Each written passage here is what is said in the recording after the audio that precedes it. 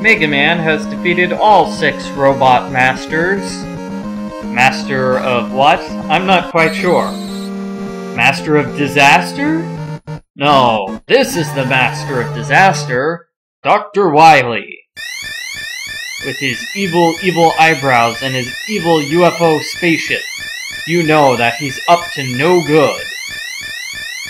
Well, that and the fact that he has a factory churning out all sorts of evil robots that take over the world. That's also how you know he's up to no good.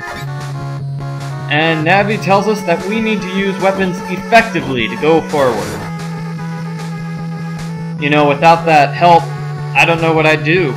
I was planning on using weapons ineffectively to go forward.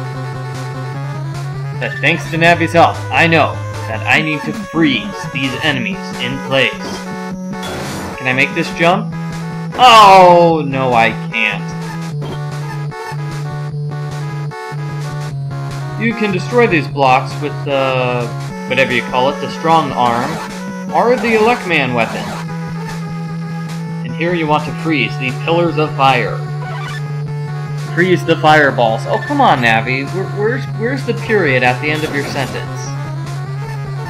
Notice that if you freeze the fireballs at the wrong time, you can't move through. You need to use delicate timing to freeze the fireballs while they're down low at the bottom.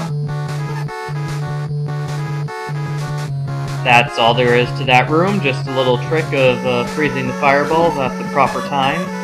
And here's the magnet beam.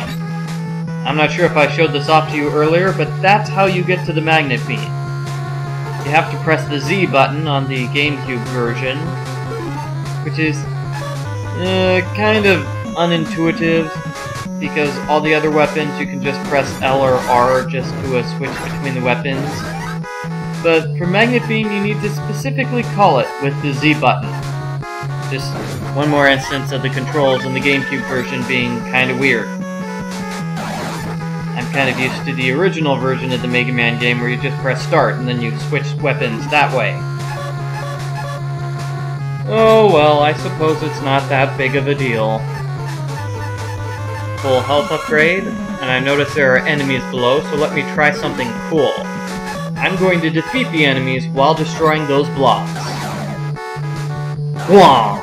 Ooh, you have to use good timing in order to pull that move off. Well, not really, because the Thunder Beam is a weapon which attacks almost instantly. But still, I'm impressed. I didn't think I had it in me to pull off cool moves while playing Mega Man. Here we have those really mean enemies again. You know, the ones that float around randomly and shoot at you. And if you get too close to the ceiling, you will get killed. Like, right here. Whoops. Okay, let me try that again.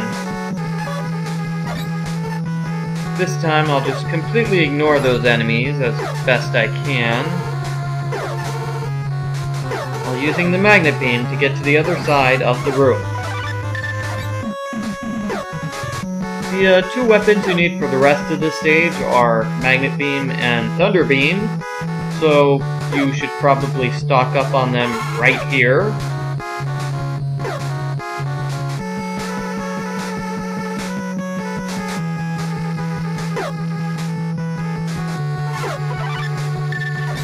Yeah, see?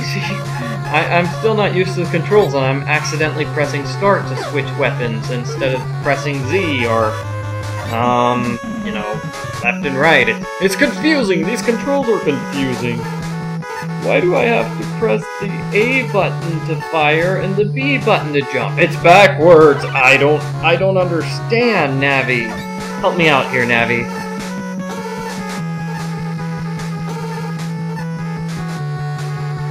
Navi's help is that we have an enemy here, the boss, which is fighting at full strength. Which I think begs the question, is there a boss who is not fighting at full strength to attack Mega Man? I mean, are one of these bosses taking it easy on me? I can't imagine who that boss could be. Okay, so this boss is the Yellow Devil, who is actually not yellow, he's orange. I don't know who came up with that name. But, he floats inside the room, and you have to shoot him in the eye with the Thunder Beam. And it's kind of difficult if you weren't paying attention in the Iceman boss fight and learning how to do those short jumps and the big jumps and the jumps everywhere.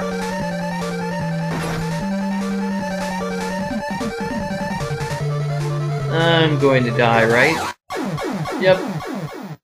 It's so heartbreaking to be killed in midair and then just watch the Thunder Beam pass through him harmlessly. Really makes me feel bad. So the jumping is quite tricky, and this boss fight is mainly a matter of being able to do it correctly. Jump, jump. See, that's the tricky one to make. And one of my cheap recommendations is this. You get hurt, use the hurt time. As soon as you get hurt, you're invulnerable for a moment of time. Use that time to run to the other side of the screen and avoid having to dodge the Yellow Devil's attacks. The other hint is this little cheat.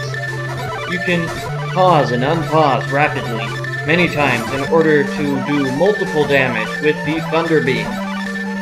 Pretty cool, pretty interesting, pretty... Oh my gosh, it's so boring. Nothing's happening too. Oh, man. Okay, yeah, that's kind of boring, but it is an effective way of killing the Yellow Devil. Let me try one more time. I think one more round we'll be able to defeat the Yellow Devil using this weird, glitchy technique, secret thingamabobber.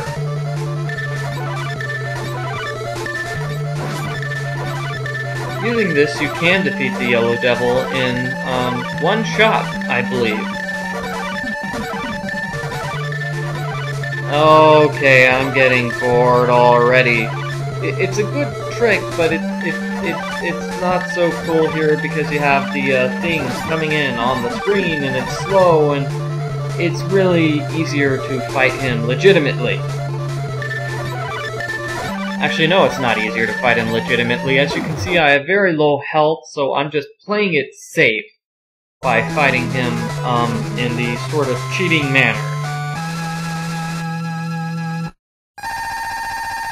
And then the Yellow Devil is defeated, but where's Dr. Wily?